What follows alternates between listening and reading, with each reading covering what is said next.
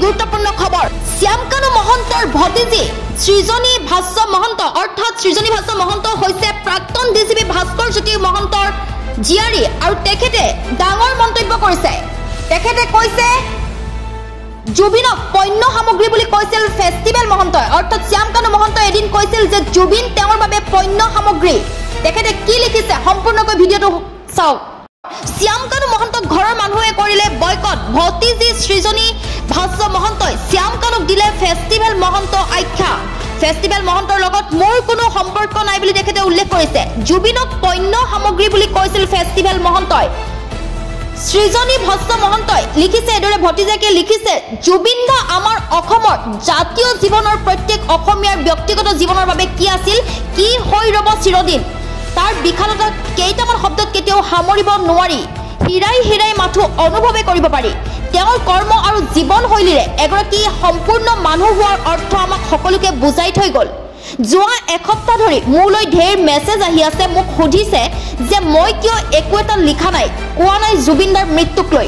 আজিও একো নিলিখিলো হয় কাৰণ সকলো মানুহে নিজ নিজ ধাৰণাৰে হুকৰ লগত মোকাবিলা কৰে কিন্তু কিছুমান কথাৰ কাৰণে লিখিবলৈ বাধ্য হৈছো আৰু লিখিছে লগতে মোৰ কামক বা চিন্তাধাৰাক আপোনালোকে যেনেদৰে সমালোচনা কৰে গালিও পাৰে মাজে মাজে মোৰ ভাল লাগে নিজকে সৌভাগ্যশালী বুলি ভাবো কিন্তু আজিৰ প্ৰেক্ষাপটত দেখিবলৈ পাইছো এইটোহে মোৰ বাবে গ্ৰহণযোগ্য নহয় জন্মসূত্ৰে মই এটা পৰিয়ালৰ সদস্য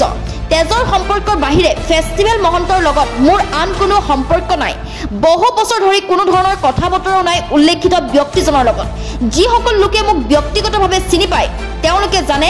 আমাৰ মতাদৰ্শ আৰু জীৱন যাপন কিমান পৃথক তেওঁ মোৰ বিভিন্ন ৰাজনৈতিক আৰু সাংস্কৃতিক উক্তিৰ বিৰুদ্ধে কেইবাবাৰো সামাজিক মাধ্যমত স্পষ্টীকৰণ লিখি ঘোষণা কৰিছে যে তেওঁ আৰু তেওঁৰ আন ভাইকেইজনৰ লগত মোৰ কোনো সম্পৰ্ক নাই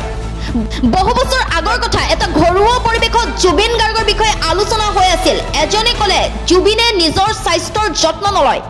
কিয় যে ইমান মদ খায় ফেষ্টিভেল মহন্তৰ উত্তৰ মই প্ৰত্যক্ষদৰ্শী আছিলোঁ তেখেতে কৈছিল ফেষ্টিভেল মহন্তই কৈছিল বাদ দিয়া মোৰ কি আহে যায় জুবিন মোৰ কাৰণে মাত্ৰ এটা পণ্য সামগ্ৰী সেই একেটা মানুহে আকৌ শেহতীয়াকৈ কোনো অনুষ্ঠানত কয় জুবিন তেওঁৰ ৰাজহাৰ জুবিন তেওঁৰ আত্মা ঘৃণা উপজে জুবিনদাৰ জীৱনকালক লৈ জুবিনদাৰ জীৱনক লৈ খেলা কৰা প্ৰত্যেকটো প্ৰাণী জাহান্নামে যাওক কঠোৰতম তদন্ত আৰু শাস্তি হওক এইদৰে শ্যামকানু মহন্তৰ ভতিজী সৃজনী ভাস্য মহন্তই মন্তব্য আগবঢ়াইছে